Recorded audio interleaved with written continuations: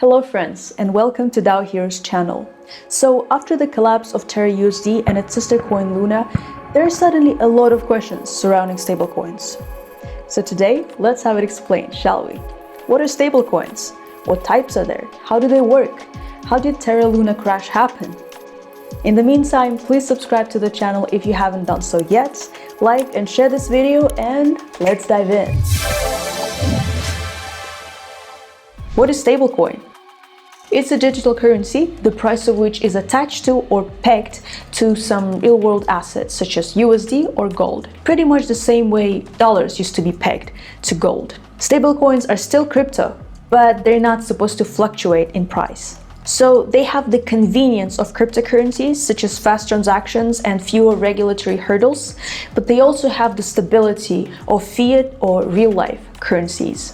Therefore, stablecoins have become a key component of DeFi, which is a decentralized finance system where transactions can be carried out without a middleman, like a bank or a broker. Now, let's quickly dive into some history. The first stablecoins, BitUSD and NewBits, were issued in 2014. The first one, BitUSD, was issued as a token on the BitShares blockchain.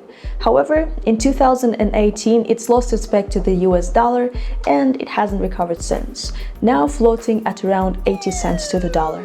The next stablecoin, NewBits, was governed by a controversial senior system, which we'll discuss a little bit later.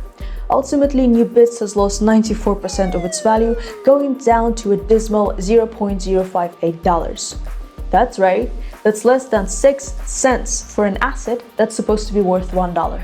The third stablecoin, also launched in 2014, seems to be much more successful today. It's Tether, also known as USDT. It is the world's third cryptocurrency by market cap. And Tether is one-to-one pegged to the dollar. So 1 USDT is always worth $1. And Tether is the only cryptocurrency which exists on several different blockchains such as Bitcoin, Ethereum, EOS, and Tron. As you can see from the examples of NewBits and BitUSD, not all stablecoins are completely stable. Alright, we can now get into the most exciting part, which is types of stablecoins. There are three main types: off-chain collateralized, crypto-collateralized, and non-collateralized, also known as algorithmic. Each of them has their own pros and cons, so let's get into the details. Let's start with the most popular type, which is stablecoin collateralized off-chain via fiat currencies or commodities. These stablecoins are backed by real-world assets, so they can be regulated and verified by external auditors.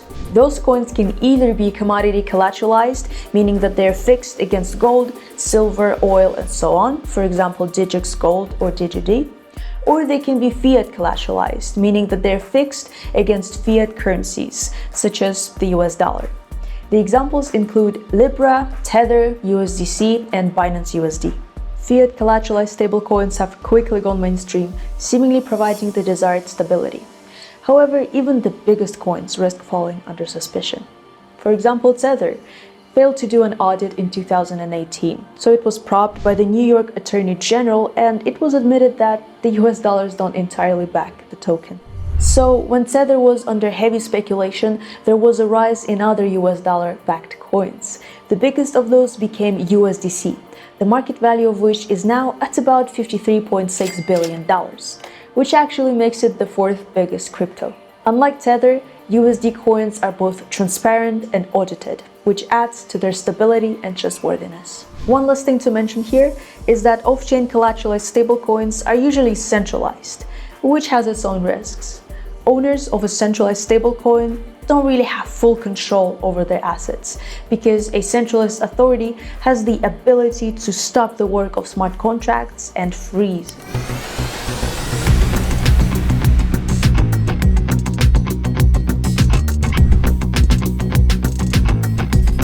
The second type of stablecoin is collateralized on-chain. As we've discussed, fiat or commodity backing requires a centralized and sometimes non-transparent banking structure. So naturally, the crypto community wanted to find a way around it. And so the next stablecoin is backed by other cryptocurrencies. Usually it's Ethereum. So And the most popular coin is MakerDAO's DAI coin. But how does it achieve stability when it's collateralized in such volatile assets as crypto? The answer is over-collateralization. It means that the value of funds, digital assets like ETH and others, locked as collateral must be higher than the value of DAI tokens that are obtained in return. Imagine the project asks $400 of ETH in collateral for 400 tokens pegged to USD. The price of ETH can suddenly drop, and so the lender's collateral won't be able to cover the loan they've given out. And so instead, they ask for $600 of ETH when loaning out 400 tokens of their USD stablecoin. Now, DAI's market value is about $6.6 billion, and it's a fully decentralized USD-pegged virtual asset.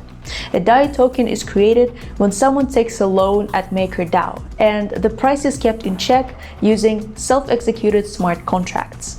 If the price increases or decreases, the DAI stablecoins are created or burned in order to stabilize the price at $1. But over-collateralization comes with its own self-evident risks. For example, to get $1 in DAI stablecoin, you deposit $2 in ETH.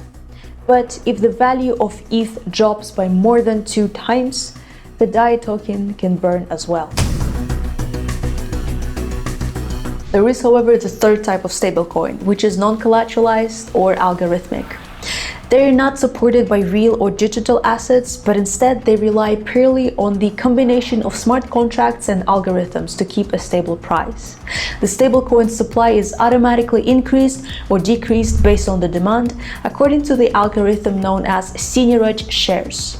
And it seemed to provide some stability until the recent crash of the most prominent algorithmic stablecoin, UST. Its peg had been achieved through mint and burn algorithm in a duo token model with traditional cryptocurrency Luna. Basically, how it works is that anytime the UST's price goes above its dollar peg, Terra holders can burn $1 worth of Luna to mint 1 UST in order to bring it back to the dollar, and vice versa. But a couple of weeks ago, the Luna crypto crash happened, so TerraUSD or UST lost its peg. And at the time of the recording of this video, UST is still trading at around 3 cents.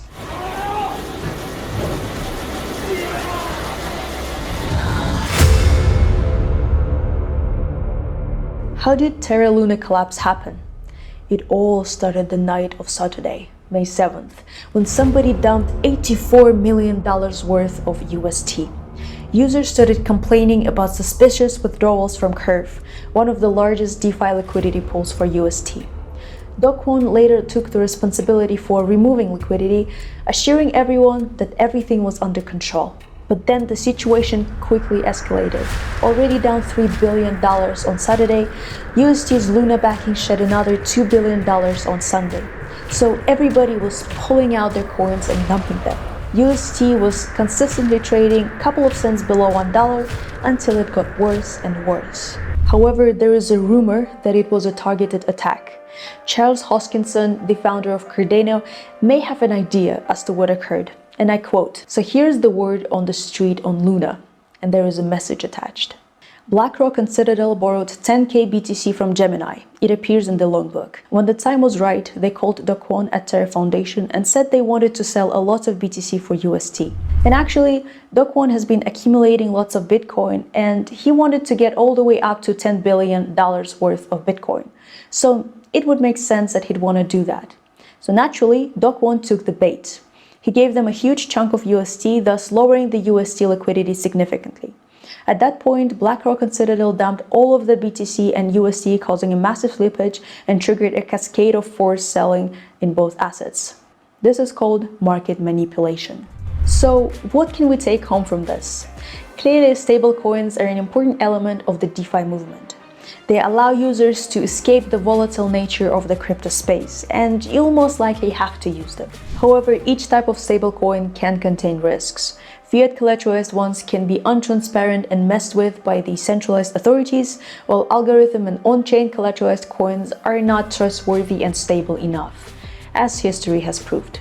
By the way, each stablecoin can be used for different purposes. For example, to trade on the stock exchange, you can use Tether, and if you hold a large amount, you can use DAI. Though, because it's an overcharge, it might be useful to deposit it in another crypto.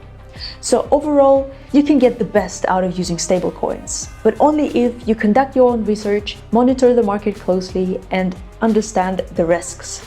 If you liked this video and would like to see a part 2, please let us know in the comments, leave a like and share this video.